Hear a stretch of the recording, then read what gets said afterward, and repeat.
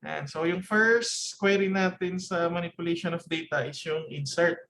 Sa insert, insert into, ito yung table name. So dyan table mo, i-insert yung data mo. Tapos ito yung mga field name. So for example, yung field name natin is department number, department name, tsaka location. Tapos ito naman yung values, yung mismong laman nung i-insert mo na data.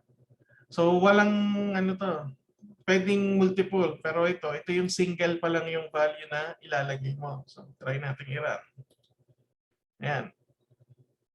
Select na dito. Ano kasi password? Tama ba?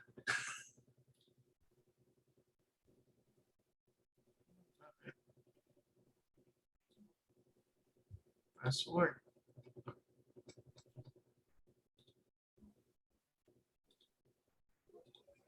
Ano ba?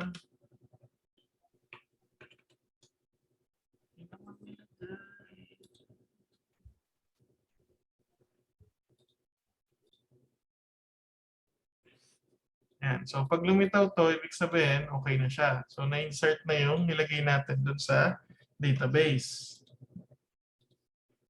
Next, then, paano daw mag-insert naman pag null value? So, ibig sabihin, yung isang ilalagay natin, walang laman.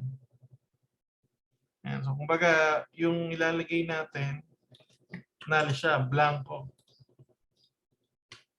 May dalawang may daw tayo. So, pwedeng ito, kung daw ito, may value pala. Mag-insert tayo. Ano naman to? Sa department ulit. MIS department. Kaso wala siyang location. Kasi yung una natin may location eh. So, ito wala. So, yung insert natin, wala siyang location.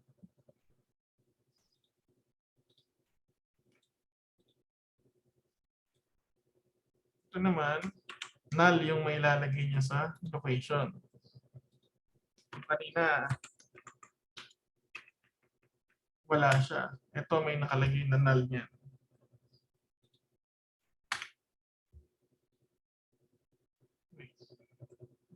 At ganun. Hindi in-indicate yung mga ano. So ito, hindi in-indicate yung doon. Ito, mga column na yun. Insert pa rin. Itsura mo, pinag-insert natin at ginulo natin database. Okay, so sysdate. Ibig sabihin, mag-i-insert tayo ng value na nakalagay yung current date. Kung ano yung date ngayon. Or kung ano yung system date na tinatawag.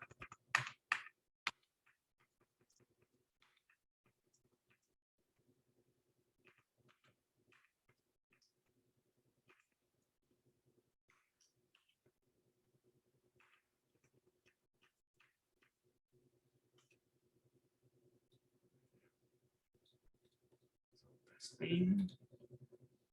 Insert na siya ulit. And inserting specific date. So, paano naman daw pag specific date yung gusto nating insert? So, hindi siya system date, kagaya kanina.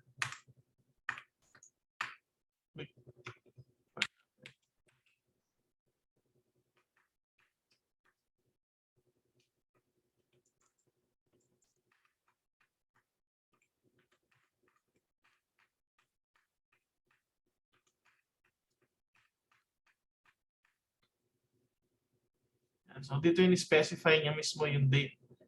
Hindi kagaya kanina, naka-system date siya. So, insert. Tapos naman tayong error.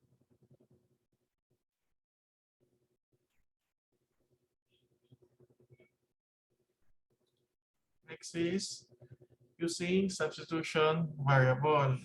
So, ito yung magpa-pop up.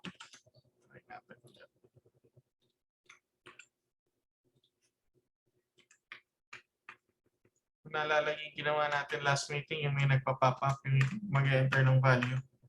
So, ganun din yung gagawin ito.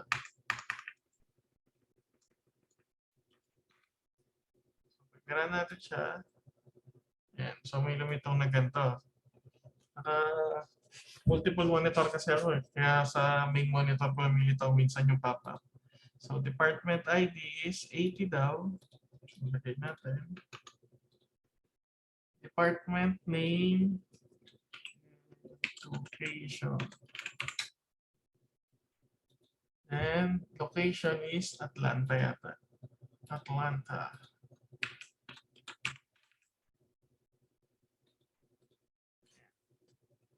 One row inserted. Yan, pansin nyo, pinalitan niya yung query. Oh. Dito sa unang query, mga variables sila.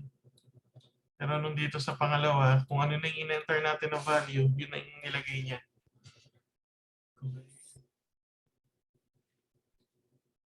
Next is creating subscript. Ito yung mga script to, custom script. Kumbaga pag ni-run mo, yun, mag-insert siya ng value. Ito naman, may subquery siya. So yung insert natin, gumamit siya ng subquery. So hindi tayo gagamit dito ng mga values. Yung values na clause. Yung i-insert natin, galing din sa mismong database. Yung mismong ilalagay niya na value, galing din sa mismong database.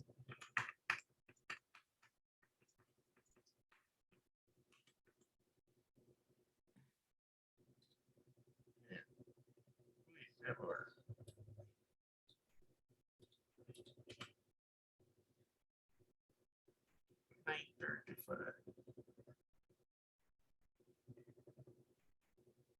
Table that nasa exist daw. So walang table na managers.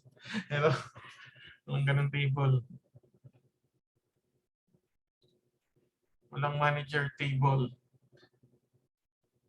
Pero pinasample niya. Ito mga workloads to update. So ito naman yung pag-update. So may value ka, gusto mong palitan yung volume nakalagay. So kanina nag-insert ka ng value. Dito naman, nag-update tayo ng value na nakalagay na. Ito, sa example natin, si department number 20 daw. Yan. So isa-set natin siya ng 20 where employee number is 7782. Parang lumipat siya ng department. So yung records niya ngayon sa employee, kailangan palitan ng department. Ayun. So na-update na siya noon. Kumbaga kung iba yung department number niya dati, ngayon 20 na. Kung sino man si employee 7782, ginawa natin 20 yung department number niya. Multiple. Ito naman, pag mag-update daw tayo ng maramihan. Okay.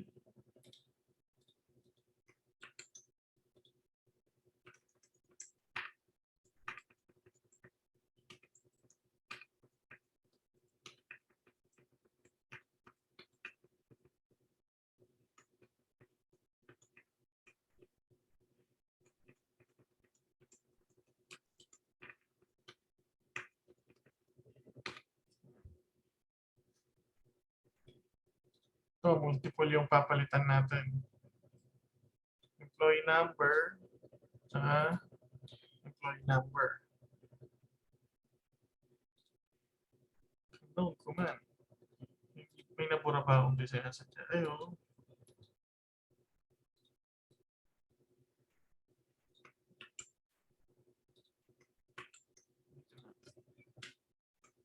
Mixi yung command.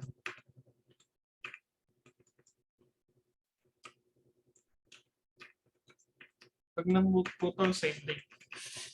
Hindi na naayos yung ano ko eh.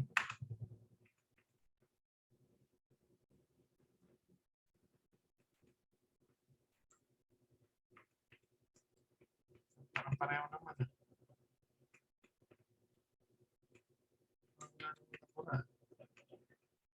Siya pa din.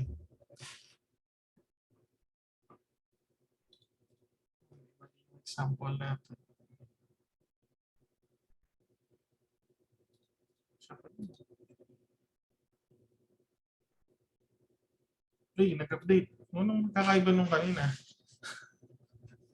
Nakakita mo kayo pagkakaiba? Parang pre lang, sir eh. Kaya nga, ito gumana yung sa taas. Ayaw. Tignan natin yung sa taas. May character dun na hindi natin alam na hindi lang halata. So ito multiple update siya. So from employee, where employee number is 7499, tapos employee number niya rin na isa pa is 7698. Kumbaga kung ano yung value nitong query na to, yun yung i-update mo sa employee na to.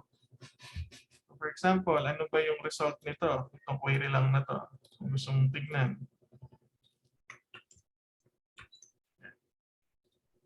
Yan. So ito daw, itong result na to, siya yung i-update mo sa job tsaka sa department number na 7698. So kung sino man si 7698, so tignan natin kung ano yung sa kanya.